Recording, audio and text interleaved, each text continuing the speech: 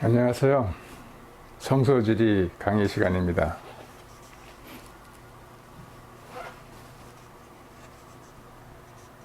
먼저 저희들이 고대 긍정지역과 중동지역을 어디를 얘기를 하는가 한번 이렇게 연구를 해보겠습니다. 성경 66권의 그 방대한 드라마는 지리라는 무대 위에 펼쳐져 있는데요. 그 지리적으로 위치가 되어 있는 현재 나라는 12개국 나라로 되어 있습니다. 먼저 이제 이집트가 되겠죠. 애굽, 이스라엘, 당연히 이스라엘이, 그다음에 요르단, 레바논, 시리아, 지금의 이라크, 이란, 페르시아죠.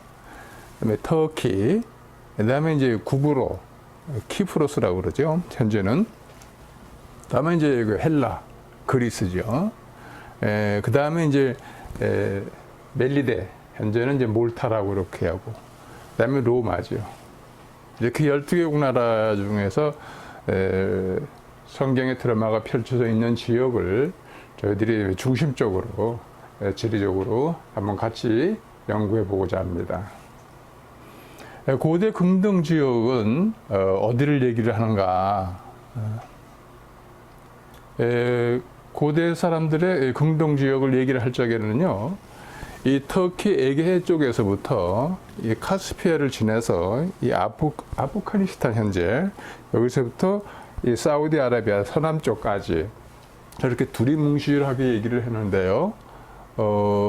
특히 개괄적으로 말씀을 드릴 것 같으면은 이제 아프리카의 일부가 속해 있고 이제 유럽의 일부가 속해 있습니다. 고대는 이렇게 두리뭉실하게 이게 이제 긍동 지역이다. 이렇게 얘기를 하고 있었습니다. 근데 이제 좀 더 자세하게 긍동 지역을 이제 표현을 했는데요. 그 사람들이 유럽 사람들의 지리적 위치 입장에서 볼 때에 동쪽에 가까운 지역이 이 터키하고 시리아, 레바논, 이스라엘, 요르단, 이 지역을 이제 긍동 지역이라고 이렇게 불리기 시작을 했습니다. 그러다가 이 지역 오른쪽에 있는 이 지역의 동쪽으로 있는 지역을 시리아 동부서부터 이라크, 이란, 이쪽 아프가니스탄 이쪽 지역을 막연하게 라틴어로 오리엔트 지역이라고 했습니다. 오리엔트 지역은 이제 막연하게 이제 동쪽 지역이다 이렇게 표현을 하는 겁니다. 예. 즉 고대 역사학자들이나 지금도 많은 학자들이 이 지역을 얘기할 적에 고대 오리엔트 지역이다 이렇게 얘기를 하고 있습니다. 또 하나 이 긍동 지역을 갖다가 불란서에서 파생된 말인데요. 레반트 지역이라고 합니다. 똑같이 긍정 지역으로 얘기를 하는 거예요. 터키, 시리아, 레바논, 이스라엘, 요르단 이렇게 부르고 있었습니다. 그 다음에 이제 중세 시대에 들어오면서부터 이 오리엔트 지역을 갖다가 이제 유럽 사람들의 위치 입장에서 볼 적에 가운데 있다 해서 중동 지역 이렇게 부르고 시작했습니다. 그러다가 1900년서부터 영국에서 이 전체 지역을 중동 지역이라 이렇게 부르기 시작을 하다가 이 1939년 2차 대전이 발생하면서부터 그 이후부터 여기를 전적으로 중동 지역 이렇게 얘기를 하고 있었습니다. 우리나라 위치 입장에서 볼 적에 여기는 저쪽 서쪽 서남 지역, 그래서 서남아시아라고 이렇게 부르고 있습니다. 이쪽 긍동 지역을 갖다가 우리나라 입장에서 볼 적에는 저기 극소 지역이라고 하는 게 맞겠죠, 그죠? 예. 노아의 세 아들이 있었죠. 셈과 함과 야벳이 있었어요. 셈은 그 후손들이 이 아라비아와 메소포타미아 지역을 중심으로 해서 이렇게 번져나갔습니다. 그리고 함은 이 아프리카를 해서 이제 많이 번식을 했는데요. 그 다음에 야벳은 이제 터키서부터 유럽서부터 아시아까지 이렇게 야벳의 후손들이 멀리 퍼져 나갔습니다.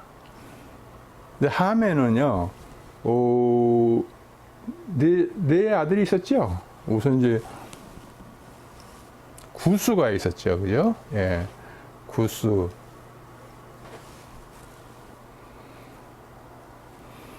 그다음에 이제 미스라임이 있었죠. 미스라임, 그 위에 미스라임.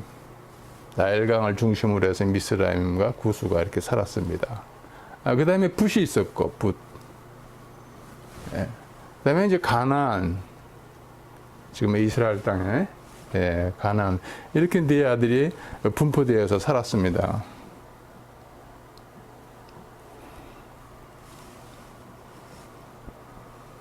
좀 더 자세히 볼 것 같으면요. 이 미스라임의 후손이 9명이 있었어요, 아들이. 그 첫째가 루딤입니다. 루딤은 이제 이쪽 지역에서 이렇게 살았고, 그 다음에 이제 아나밈이라고 합니다.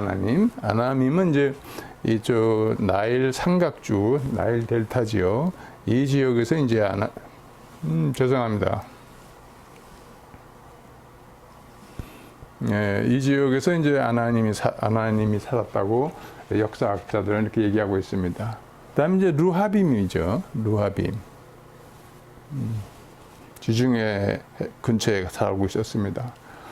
다음에 이제 납두임. 납두임 같이 아나힘과 같이 이렇게 살은 거로 표시가 됩니다. 그다음에 이제 바두르심이죠. 바두르심은 이제 이게 나일강 남쪽 지역에, 나일강 남쪽 지역에 이렇게 살았습니다.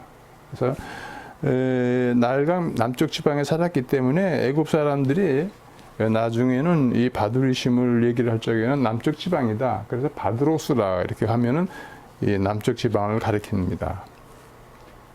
그다음에 이제 가술루임이죠. 가술루임. 지금의 리비아 땅의 해변가 쪽, 지중해 해변가 쪽으로 가술루임이 살았고요. 7번째 아들이 이제 그 갑도림이죠. 갑도림은 현재 그레데 섬에 살았습니다. 그래서 이 그레데 섬을 성경에는 갑돌 또는 갑도림 그렇게 표현하고 있습니다. 이 가술루임에서 블레셋이 나왔다 이렇게 성경은 기록하고 있습니다.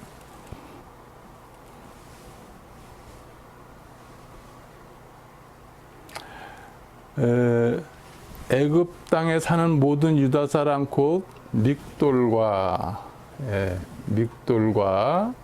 다마네스. 믹돌은 우리가 알다시피 애굽의 북쪽에 있는 이 망대 이 지역, 동쪽을 지키는 망대 지역. 다바네스는 이 타니스 서쪽편에 있는 성읍인데요. 예레미야가 여기 대신했었죠. 놉은 뭐 헬라어로 여기 멤피스 이 지역입니다. 그 다음에 바드로스, 아까 말씀드렸듯이 이 남쪽 지역을 전부 바드로스로 이렇게 표현을 합니다. 그래서 하나님께서 예레미야에게 이 애굽에 있는 모든 유대인들을 얘기할 적에 믹돌, 다바네스, 놉, 여기 이제 그 밑으로 남쪽 지방 바드로스 이렇게 설명이 됩니다.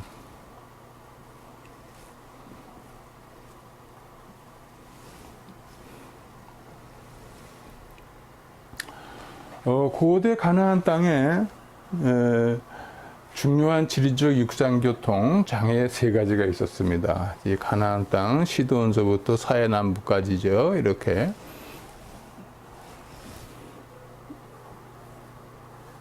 가나안 땅이 육상 교통으로서 장애되는 것이 뭐가 있었냐 하면은요, 그 첫째가 산맥입니다. 산맥. 이 터키의 북쪽에 이 폰토스 산맥이라고, 죄송합니다.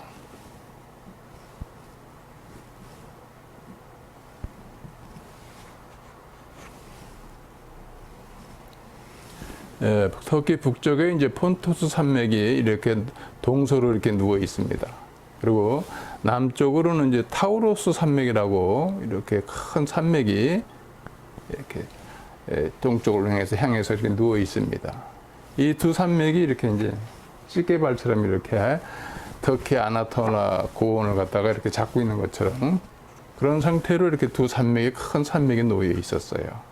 그리고 이쪽은 이제 또 하카리 산맥이라고 있었고요. 그다음에 이제 쿠르티스탄 산맥이 이렇게 있었고, 또 동쪽으로는 이제 아주 높고 큰 산맥이 하나 있어요.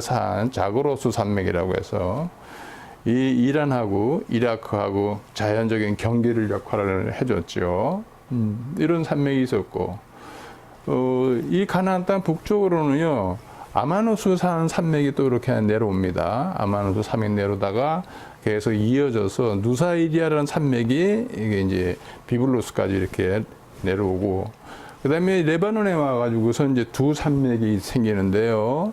레바논의 서쪽에 있는 레바논 산맥, 동쪽에 있는 안티레바논 산맥, 이렇게 두 산맥이 있고요. 가운데는 이제 베케고국이라고 그러는데, 이와 같이 큰 산맥들이 또 있기 때문에 육상 교통에 어려움이 있었다. 이제 그렇게들 설명들을 합니다. 다음에는요, 사막이 있어요. 그렇죠? 예. 이 가나안 땅의 동쪽 이라크에 큰 사막이 두 개가 있는데요. 여기에 이제 카비루 사막, 카비루 사막이라고 이제 이렇게 큰 소금 사막이 있어요.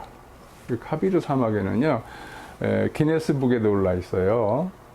가장 그 온도가 높을 때는요, 섭씨 72도였대요. 아주 살인적인 더위였죠. 그렇게 기네스북에 올린 적도 있습니다. 그 아래로 루트 사막이 이렇게 있습니다. 소금 사막들이죠. 이 사막들을 서쪽으로는 이제 아까 말씀드린 자그레스 산맥을 넘어서 이 시리아와 아라비아를 이어주는 시로 아라비아 산맥이 있습니다. 이렇게, 예. 이런 큰 사막이 이어져 있고요. 아라비아에서는 이제 안네프트라는 사막이 또 이렇게 생기죠. 그리고 이제 가나안 땅의 남쪽에서는요, 우리가 잘 아다시피 시나이 반도가 있죠. 이렇게 시나이 반도. 이 시나이 반도는 우리가 광야라고 얘기를 하죠. 네. 이 사막과 광야의 차이점은요. 사막은 1년에 강우량이 50mm 이하이고요. 그래서 식물과 동물이 살기에는 아주 어려운 그런 지역을 말하고 있습니다. 광야는요, 다른 산주와 같이 산도 있고, 또 골짜기도 있고, 평원도 있고, 산주와는 지형적으로 비슷한데, 단지 강우량이 적어서 식물이 많이 자라질 못해요. 또 동물도 살기가 어렵습니다. 그래서 이 지역을 우리는 광야라고 부릅니다. 시나이 반도 광야. 그래서 성경의 대표적인 광야가 이제 그 유대 광야가 있죠. 이렇게요. 예. 이 애굽 땅 저쪽으로는요, 사하라 사막이라고 있습니다. 사하라라는 말이 아랍어로 사라, 즉 그 사막이라는 말입니다. 사막에는요, 지리적에서는 모래 사막과 자갈 사막과 바위 사막을 이렇게 구분을 합니다. 자갈과 바위 사막은 이제 이쪽 시리아 쪽에 있는 것으로 저희들이 보고 왔습니다.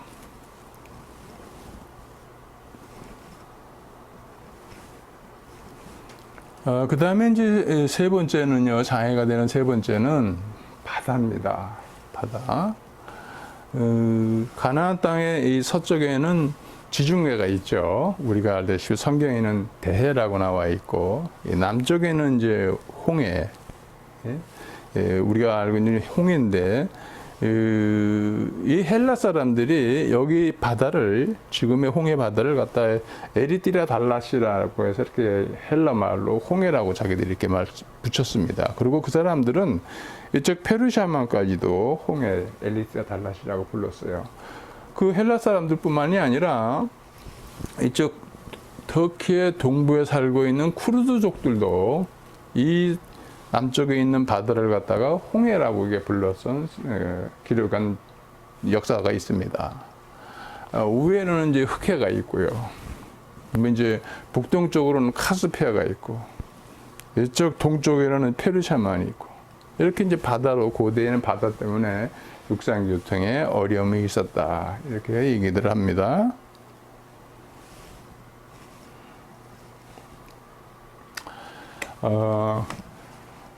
이스라엘, 즉 가나안 땅의 지정학적 위치, 이게 지정학적 위치 하면은요, 정치 형성과 지리적 조건의 관계로 인해서 발생되는 상황들을 얘기를 합니다. 이스라엘 땅의 지리적 위치와 주변에 있는 정치적 상황에 따라서 역사가 만들어졌다, 이렇게 얘기를 하고 있어요.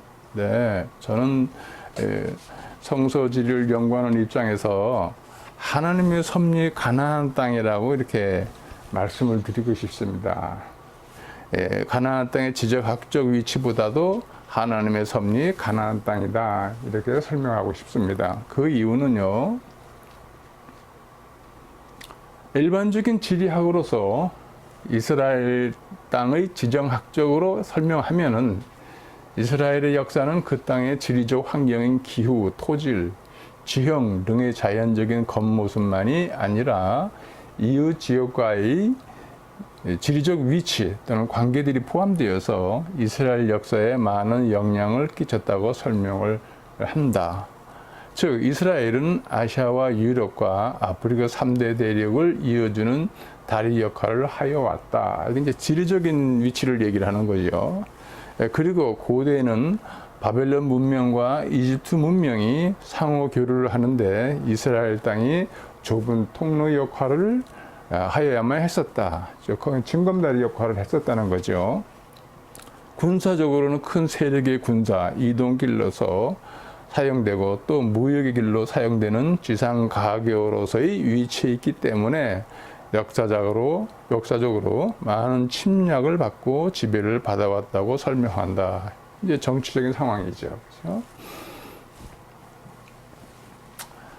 그러나 이스라엘 역사의 배경이 된 그 땅을 하나님의 섭리 이스라엘 땅이라고 하는 것이 성서질 이해에 더 큰 도움이 될 것 같다. 그 이유는 이스라엘의 역사는 일반적인 지리 용어인 이스라엘의 지정학적 위치에서 말하는 것처럼 이스라엘 땅의 지리적 조건들과 그 위치가 이스라엘의 운명적인 역사를 만든 것이 아니다. 이 세상을 창조하시고 인류의 역사를 주관하시는 하나님의 섭리 가운데 하나님께서 만드신 역사 가운데 이스라엘의 역사가 이루어졌다. 그 과정에서 이스라엘 주변 나라들의 세력과 역사를 주관하시고 또 창조하신 기후와 지형들의 지리적 특성을 사용하셨기 때문이다. 다시 말하여서 성경의 땅들은 그 전체 규모에 있어 하나님께서 구속의 진리를 구현하실 목적으로 계획하고 또 계획되고 창조된 것이 확실하기 때문입니다.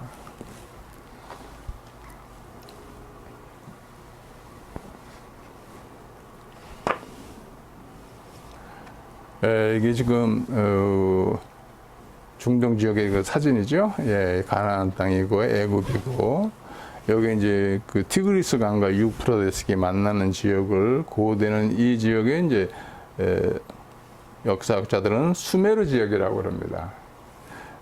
성경에는 이제 시날 땅으로 이렇게 나온 걸로 알고 있습니다. 그래서 시날 땅이 수메르 지역이다라는 논쟁은 이제는 거의 안 하고 있어요. 성경에 이쪽 지역을 시날 땅으로 얘기하는 것으로 다 여기고 있습니다. 이 수메르 제국이 크게 문화가 발달되면서 여기를 장악하자 그 후에 이제 아카트라는 지역에서 아카트 왕국이 생깁니다. 이 아카트 왕이 수메르 제국을 흡수를 하죠. 예. 그 다음에 이제 바벨론 지역에서 구 바벨론 왕국이 생기면서 이 아카트 제국을 다 흡수하고 그러는 가운데에서 북쪽에서는 아수르라는 나라가 섭니다. 이 아수르가 세력이 커지면서 나중에는 이 구 바벨론까지도 다 흡수합니다. 그리고 뿐만이 아니라 이 가나안 땅에 있는 북이스라엘까지 와서 포로들을 잡아갑니다. 그렇죠? 그런데 이 그러는 가운데 여기서 새로운 신흥 바벨론이 나타납니다. 그래서 이 바벨론이 새로운 나온 그 바벨론이 이 아수르를 점령을 합니다. 그래서 아수르에 남은 잔당들이 이 갈그미스 바타마름 지역의 갈그미스로 이제 도망을 가지요. 그래서 이 바벨론에서 여기까지 이제 잔당을 처리하러 갑니다. 그 소식을 들은 애굽의 바로왕 느고가 아수르를 도우러 갑니다. 아수르를 도우러 가는데 이 무기또에서 유다왕 요시야가 저지를 합니다. 그래서 유다왕 요시야와 느고하고 싸움이 벌어져 가지고 요시야는 전사를 하지요. 그 다음에 이제 느고는 이쪽 갈그미스까지 올라갔는데 벌써 여기는 함락됐어요. 남이 전쟁에 애굽도 뭐 끼었다가 중간에서는 괜히 애매하게 유다만 이제 어림을 당하게 되는 역사가 있습니다.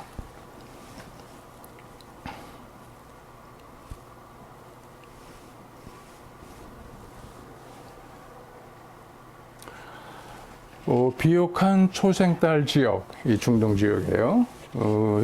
제임스 헨리 브리스테드라는 사람이 처음으로 이 지역을 초생딸 지역이다, 비옥한 초생딸 지역이다.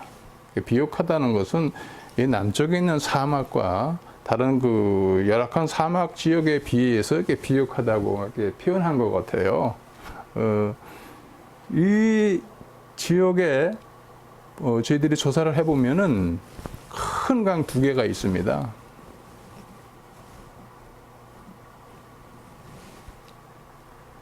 예, 그 강이 이제 티그리스 강이죠.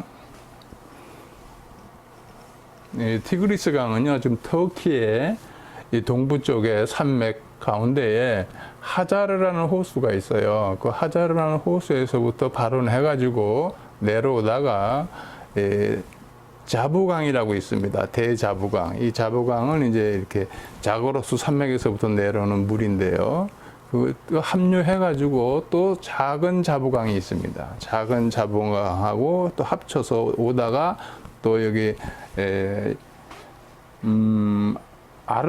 아르햄이라는 그 강이 또 있어요. 그 마찬가지로 자그로스 산맥에서 기슭에서 내려오는 물이죠. 그 강하고 이렇게 합쳐서 디알라라는 강하고 또 이렇게 합칩니다.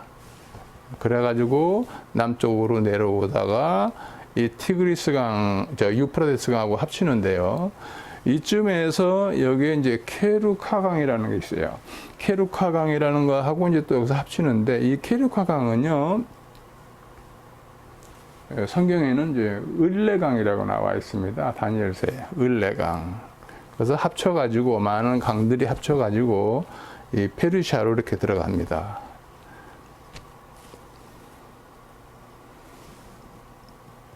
또 하나는요,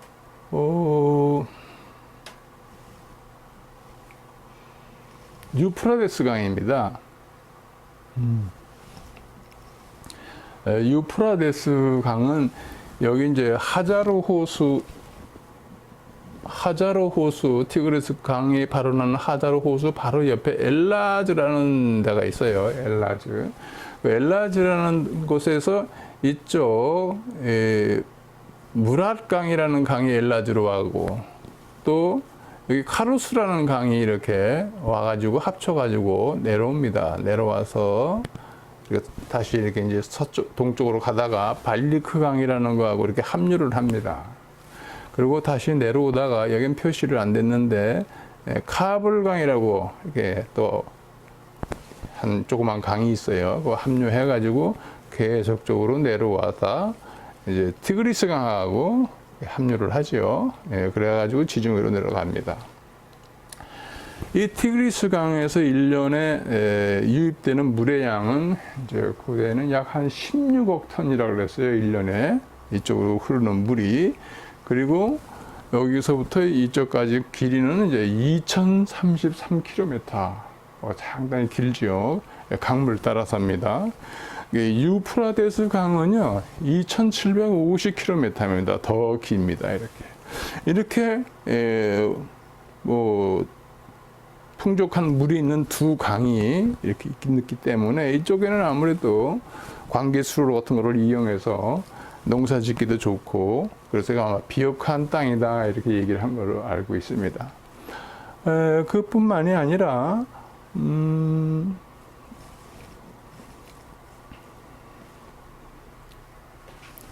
이쪽에 이제 레바논이죠. 지금의 레바논의 이제 베케 계곡의 사이에 레베라는 지역이 있어요. 그 레베라는 지역에서부터 물이 발원해서 북쪽으로 가는 이 하나의 강이 있는데요. 이 강이 오론테스 강입니다. 오론테스 강. 그래서 시리아의 남쪽 안디옥으로 해서 서해로 들어가죠. 그 다음에 거기 레베 지역에서 남쪽으로 내려가는 강이 이제 하나 있는데 리타니 강. 이것이 두로와 시돈 사이에서 다시 서해로 갑니다. 그리고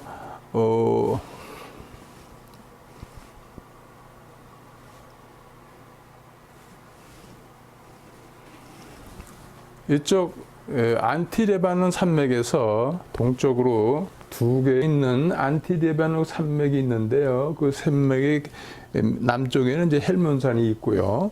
그다음에 그 남쪽에 있는 헬몬산에서 이제 요단강이 이렇게 이제 형성돼서 내려오는 거죠. 사해까지. 그리고 안티레바논 산맥에서 두 개의 물줄기가 내려오는데요. 그것이 이제 하나는 이제 우리가 너무나 잘 아시는 이제 아바나강, 하나는 이제 바르발강. 라만 장군이 자기 아람의 나라에 두 강을 자랑을 했었죠. 아바나강은 지금의 시리아의 수도인 다마스커스, 성경에는 다메섹입니다. 이 다마스커스를 중심을 지나서 서쪽으로 가다가 이제 없어집니다. 그리고 바르발강은 이제 그 다마스커스 남쪽에서 동쪽으로 흘러 사막으로 가다가 늪지대를 형성하고 이제 없어집니다.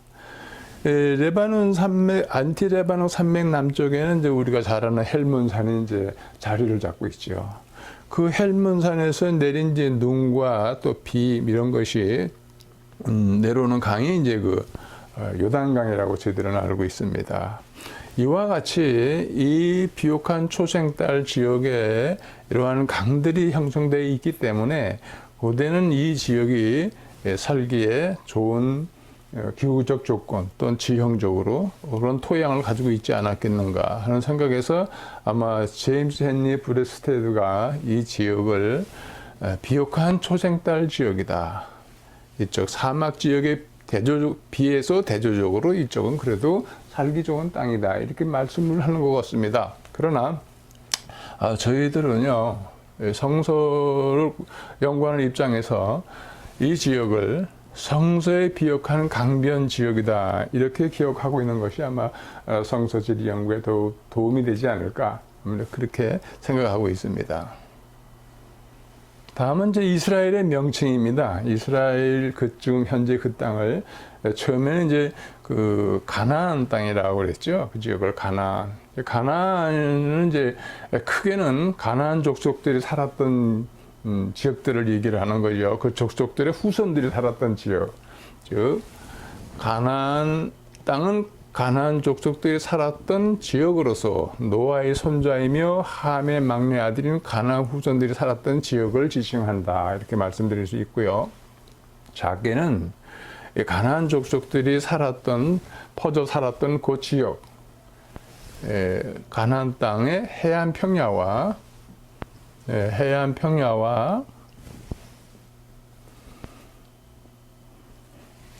평야지. 해안 평야와 요단 협격 평지에 해안 평야는 주로 어디를 얘기를 하냐면요. 지금 갈멜산 위쪽, 지중해 쪽 평야인데요. 악고 평야, 또 두로 평야, 시론 평야.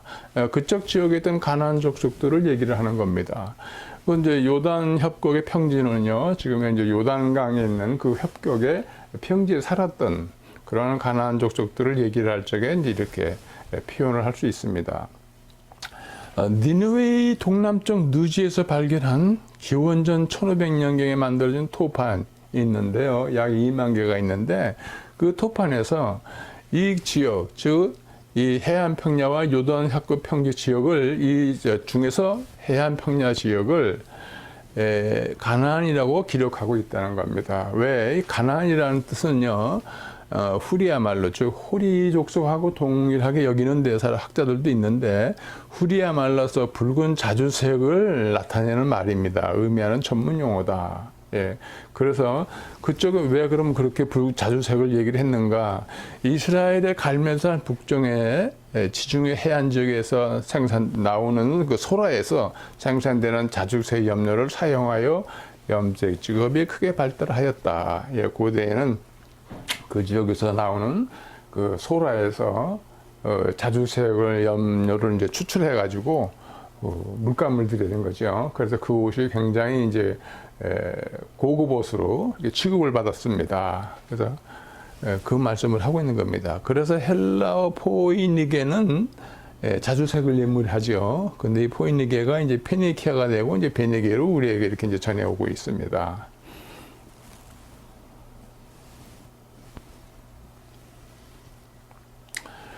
다시 한번 말씀을 드려서요. 가나안의 족보.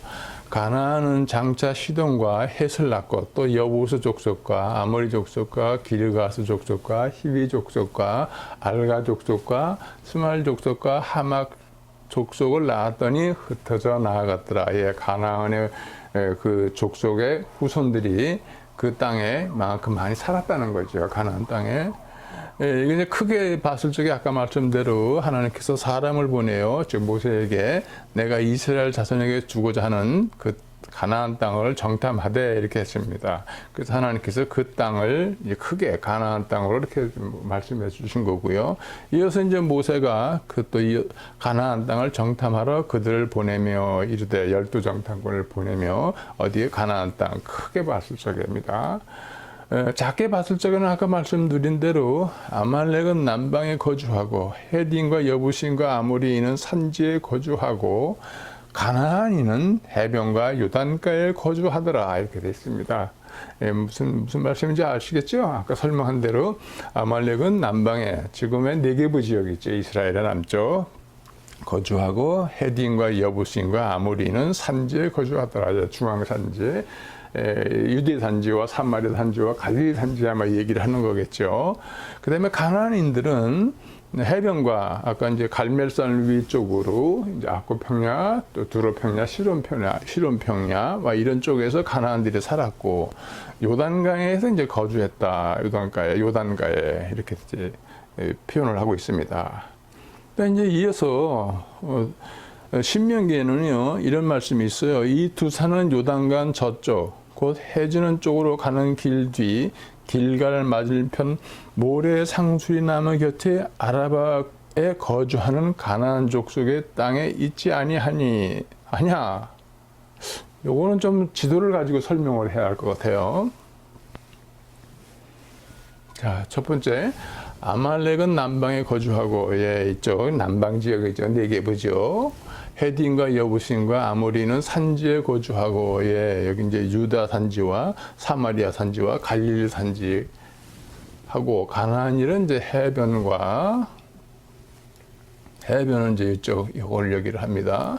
해변과 요단가는 이제 갈릴리 호수서부터 이렇게 이제 사해까지를 이제 저희 얘기를 하고 있잖아요.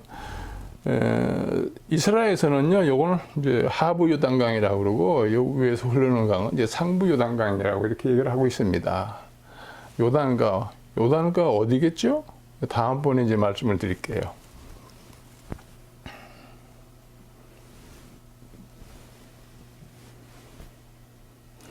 이 두 산은 두 산은 이제 아까 말씀대로 에발산과 그린신산이라고 말씀했어요. 이 두 산은 요단강 저쪽 곧 해지는 쪽으로 가는 길 뒤에 길갈 맞은편 모래 상수리나무 곁에 곁의 이 두 산은 모세가요 백성들에게 에발산과 그린신산을 이제 가리켜서 얘기할 때 그 위치를 얘기를 해주는 겁니다. 이 두 산은 에발산은 지금 여기 여기 있습니다. 에발산. 에발산이 있고요. 밑에 그리심산이 또 이렇게 있어요. 이렇게 두 산이. 그 가운데 이제 세겜 있고 거기에 상수리 나무가 있는 데가 있습니다. 그래서 상수리 나무에는 이제 아브라함이 이 가나안 땅 도착했을 적에 거기에 이제 와서 거주를 처음 했었죠. 이게 상수리 나무입니다. 모래 상수리 나무입니다. 여기가. 그 여기서 아라바는 어디를 얘기를 하냐면요. 여기 먼저 길가를 말씀드리겠네.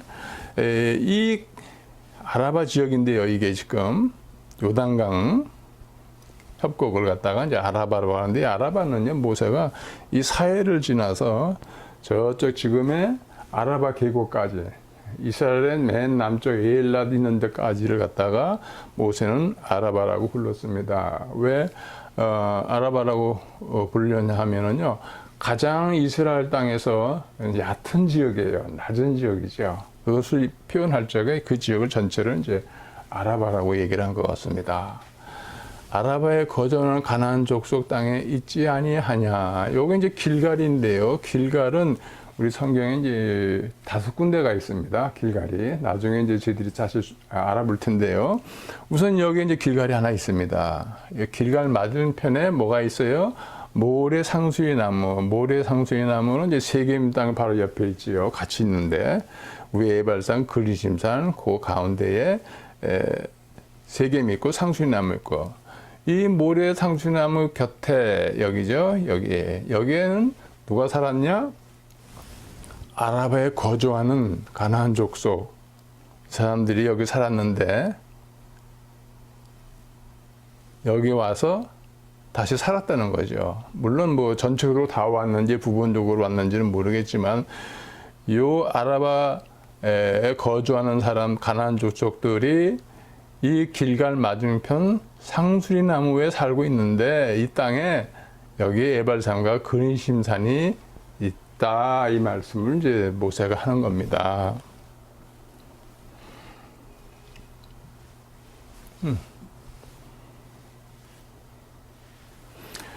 다음은 이제 가나안 땅 외에 또 약속의 땅, 또 거룩한 땅, 영화로운 땅, 아름다운 땅, 이렇게도 이제 표현을 했습니다. 이 땅을. 그다음에 이제 성경에 나와 있는 것이 이제 강 건너 땅, 열왕기상에 나와 있는 말씀이죠. 그 말씀을 한번 저희들이 볼게요. 솔로몬이 그 강 건너편을 딥사에서부터 가사까지 모두 그 강 건너편의 왕을 모두 다스림으로, 이렇게 강 건너편, 이 가나안 땅을 이제 강 건너편 땅이다, 이렇게도 이제 표현을 하고 있습니다. 딥사가 어디냐면요, 고고학자들 얘기는 이제 딥사 유프라데스 강에서 이제 이쪽 건너서 여기가 이제 딥사라고 합니다. 딥사. 딥사는 유프라데스 강 건넜기 때문에 강 건너, 여기서부터 왕들이 사는, 지배하는 이 가사까지 이 왕들을 다 이렇게 솔로몬이 다스렸다는 거죠. 그래서 이 땅을 강 건너편 땅이다, 이렇게도 표현을 했다는 겁니다.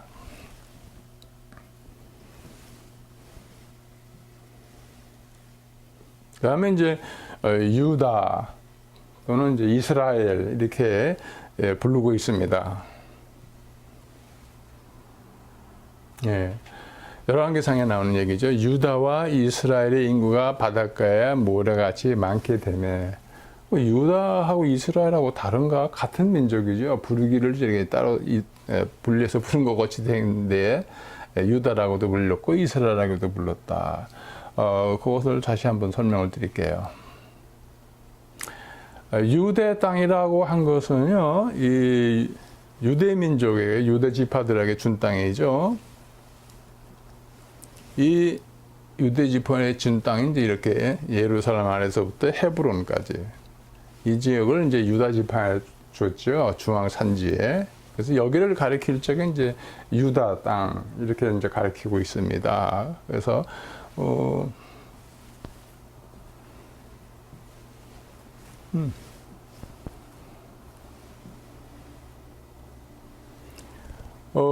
이스라엘이라고 부르는 것을요, 처음에 여기 가나안 땅에 들어갔을 적에 여기 족속들이 많이 살았잖아요. 일곱 족속들이 살았고, 이제 해변가 쪽으로는 블레셋 족속들이 살았고, 그러면 이제 유다 족속들이 이제 여기 살았다. 이제 이스라엘 족속, 어떤 곳이 이스라엘이고 어디가 유다냐. 이제 어떻게 되면 유다와 이스라엘은 이제 동일하게 불렸다고 이제 제가 말씀을 드렸는데, 이스라엘이라고 불렀을 적에는요, 이 가나안 땅에 살고 있는 원주민과 블레셋 족속들과 이스라엘 민족들이 살고 있는 땅을 이제 대조해서 얘기할 적에 이스라엘 사람들이 살았던 지역을 이스라엘 땅 이렇게 얘기를 했다고 봅니다. 그 후에 솔로몬 이후에 나라가 둘로 바뀌죠. 예루살렘을 중심으로 해가지고 남쪽은 유다, 위에는 이스라엘 이렇게 바꿉니다. 이스라엘은 이제 BC 722년에 아수르에게 이제 멸망당하고 포로로 잡혀가고, 유다는 이제 BC 586년에 바벨론에 의해서 멸망을 하고 포로로 잡혀가죠.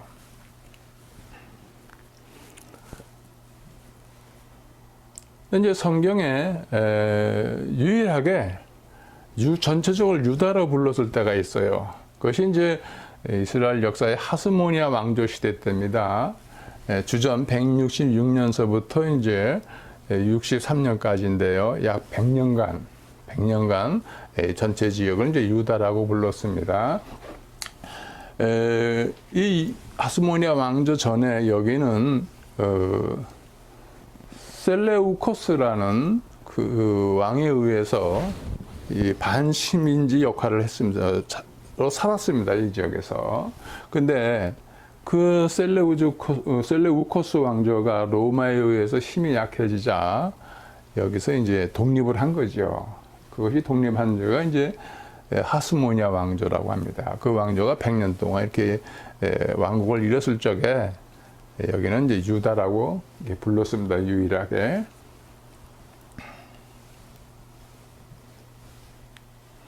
그다음에 이제 팔레스틴이라고 이제 또 불러요. 우리에는 이제 블레셋인데, 유다 사람들, 즉 이스라엘 사람들은 한 번도 그 땅을 이제 팔레스틴 땅이라고 이렇게 부른 적은 없습니다. 근데 이제 외부에서 이제 봤을 적에 팔레스틴 땅으로 이렇게 부른 적이 있어요. BC 5세기경에 그리스의 이제 역사학자인 헤르도토스라는 사람이 그 지역을, 지금의 그 가나안 땅 지역을 블레셋이 다 점령한 줄 알고 그 지역은 이제 블레스 지역이다 이렇게 불렀기 때문에 많은 사람들이 그쪽을 다 블레셋 지역, 영어로는 팔레스틴이죠. 팔레스틴 지역 이렇게 부르고 있다고 역사에 나와 있습니다. 근데 이 블레셋이 역사학자들은 해양 민족으로 이렇게 이제 보고 있습니다. 이제 씨 피플이라고 그래가지고 블레셋의 발음과 이동입니다. 블레셋은 이제 노아의 둘째 아들 함의 아들 미스라임의 아들 가술림에게서 나왔다 이죠. 가술림에게서 블레셋이 나왔다. 그 블레셋의 해양 민족이다. 씨 피플이 나와 그레데, 지금의 이제 갑돌임 그 섬에서 이제 살았고, 또 애굽 델타 지역에도 살았다는 것이 이제 나와 있습니다. 역사적으로. 그리고 이스라엘의 해안가에 이제 정착하기 이제 시작을 하는 거죠. 근데 여기 보면은 갑돌임 그레데에서 요 전에 갑돌임 그레데에서 미노아 문명이라는 것이 크게 발전을 해요. 그것이 우리가 알다시피 BC 한 3000년서부터 BC 1500년까지 큰 문화가 발생합니다. 그 문화가 이제 그리스까지 진출을 하지요. 근데 블레셋이 언제부터 가나안 땅에 있었는가? 아브라함 시대이죠. 아브라함이 75세 BC 2091년에 가나안 땅에 도착했을 적에 블레셋 족속이 있었어요. 즉 그랄 땅에 거주하고 있었죠. 그죠? 성경에 이렇게 나와 있잖아요. 그렇다면 2091년이면 BC 21세기인데, 예, 중간 어디겠죠? 일찍이 그 블레셋 족속이 이제 발행이 됐습니다. 근데 본격적으로 발행이 된 것은 이제 그 후에요. 이 미노아 문명이 크게 발전을 했어요. 민화 문명이 크게 발전한 것은 그 그르데 섬에서 생산되는 것이 이제 큰 것이 크게 두 개가 있는데, 하나는 이제 아주 거기 포도가 많이 잘 생산돼요. 그래서 포도주가 유명하고, 그다음에 이제 올리브 나무가 잘 자라요. 그래서 올리브 기름이 이제 많이 또 생산돼서 그 그르데 섬의 이제 민화 문명은 무역으로 인해서 크게 문명이 발전됐습니다. 무역으로 인해서. 근데 민화 문명이 그리스로 이제 진출을 해요. 그래서 그리스에서 다시 이제 미케아 문명이 이제 발생합니다. 이 미케아 문명은요, 무역과 전쟁을 해서 문명이 크게 발생을 합니다. 그것이 이제 BC 1600년부터 갑돌섬 민화 문명을 이제 억압하기 시작해요. 그래서 이 갑돌섬, 그레테 섬에 있는 사람들이 보트 피플이 되는 거죠. 그러니까 이제 씨 피플이 발생됐다. 이것이 블레셋이다. 이렇게 이제 성경으로 얘기하는 것 같습니다. 역사학자들은 대개 이제 이렇게 보고 있습니다. 설상가상으로 BC 1500년에 디라성 화산 대폭발 피해로 갑돌임, 좀 그레테죠. 사람이 대이동을 시작을 했다. 이제.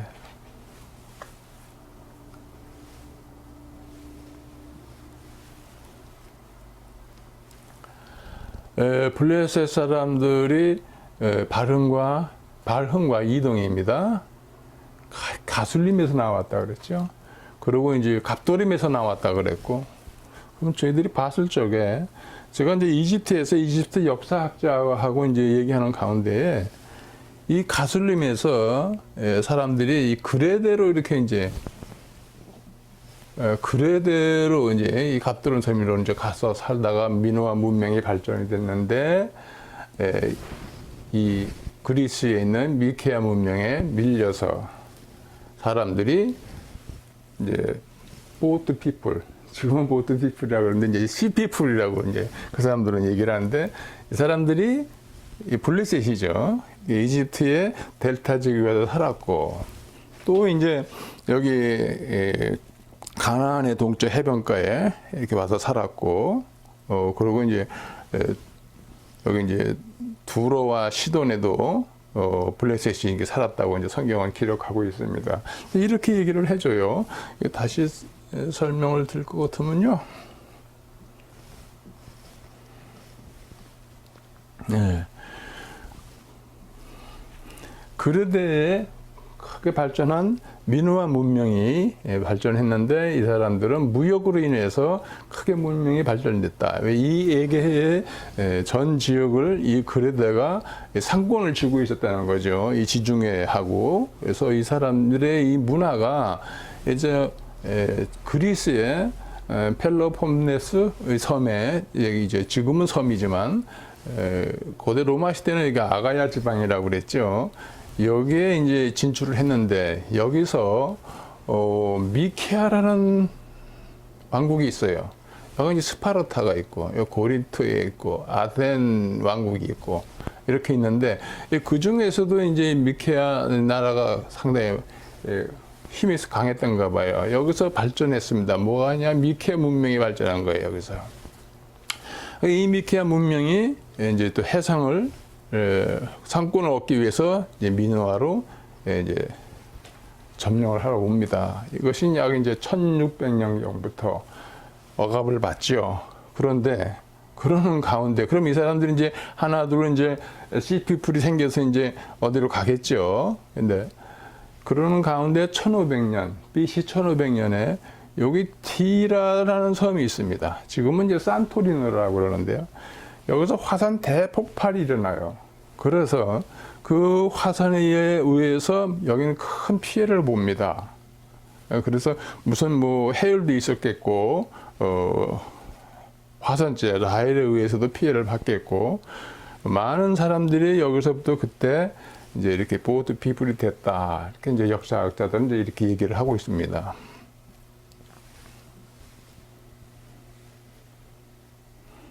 이게 이제 그르데 섬인데요. 제주도에 약 이제 한 4.5배 정도 돼요. 제주도가 1847평방킬로미터인데, 거기 제주도에 이제 한 4.5배 이상 되는 그런 섬입니다. 이 그레테 섬이 갑돌섬이죠. 또는 갑돌임. 티라 섬이 이제 바로 여기입니다. 이 티라 섬은 이제 크기가 72.86 평방킬로미터, 울릉도가 73 평방킬로미터니까 울릉도만한 크기죠. 이 대폭발이 이제 BC 1500년에 발생됐습니다. 여기를 한번 볼게요. 네. 이게 이제 산토리노 섬입니다. 밑에 이제 이게 분화구인데, 분화구가 이제 바다까지, 물이 들어와서 바다가 되어버렸어요. 그 언덕 위에 높은 집들을 짓고 사는데요. 보기에는 참 아름답죠? 네. 산토리노 섬입니다. 그 앞에 큰 그 바다가 있는데 이것이 이제 하나의 분화구였어요. 엄청난 이제 화산 폭발이 있었던 거죠. 또 갑돌에서 나온 갑돌 사람이, 그러니까 성경 말씀대로 여기 갑돌임에서 갑돌이 나와서 가사까지, 여기 가사까지 와서 살았다 이거죠. 근데 맞죠? 이렇게 와서 살았다는 겁니다. 그리고 각촌에 거주하는 여기 아위 사람이 살았는데 이 사람들을 멸하고 그들 대신 거기에 살았다. 그래서 블레셋이 온 지역을 얘기를 하는 겁니다. 갑돌에서 왔다. 이제 그 얘기를 이렇게 이해를 하시면 되겠습니다.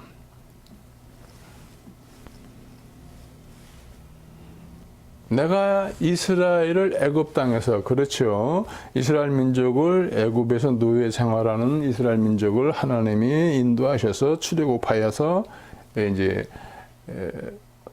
이스라엘 땅으로 오게 하셨잖아요. 애굽 땅에서 불러내셨고, 블레셋 사람을 갑돌에서, 블레셋 사람은 여기 이제 갑돌에서 불러냈다 이거죠. 블레셋 사람들은 죄송합니다. 이게 참 말을 잘 안 들어요. 이렇게 그릇에 대해서 갑돌에서 이제 블레셋 사람이 이제 나왔다는 거죠. 오게 했다는 거죠. 아람 사람은 이제 기르에서 올라오게 하지 않아 하였느냐, 이제 지역을 말씀을 하시는 건데, 아람 사람은 여기서 이제 그 시리아에 살고 있는 아람 사람들을 말씀합니다. 그 사람들이 어디 살았냐 하면은요, 지금의 이제 그 아르메니아, 이건 아시겠죠? 흑해의 이제 서쪽에 있는 아르메니아인데요. 그 아르메니아에서 흑해 쪽으로 가는 그 하나의 강이 있어요. 그 강이 이제 쿠르강이라고 해서, 거기 쿠르강 주변에 살고 있는 사람들이 아람 사람이었대요. 그 쿠르강 그 지역을 이제 기르라고 이렇게 성경에 표현되어 있는데, 전 성경에는 이제 또 길이라고 이렇게 되어 있습니다. 어쨌든 간에 그 지역에 그 아르메니아 나라에서 북해 쪽, 북해가 아니라 카스피해입니다. 죄송합니다. 카스피해까지 가는데 이제 카론강이 있는데 그 근강에서 살았다. 그것이 그 지역이 이제 기르다. 거기서 이렇게 불러내지 않았냐, 올라오게 하지 않았느냐, 이제 그 말씀입니다. 그래서 블레셋은 갑돌에서 왔다. 이제 이렇게 얘기를 하는 겁니다.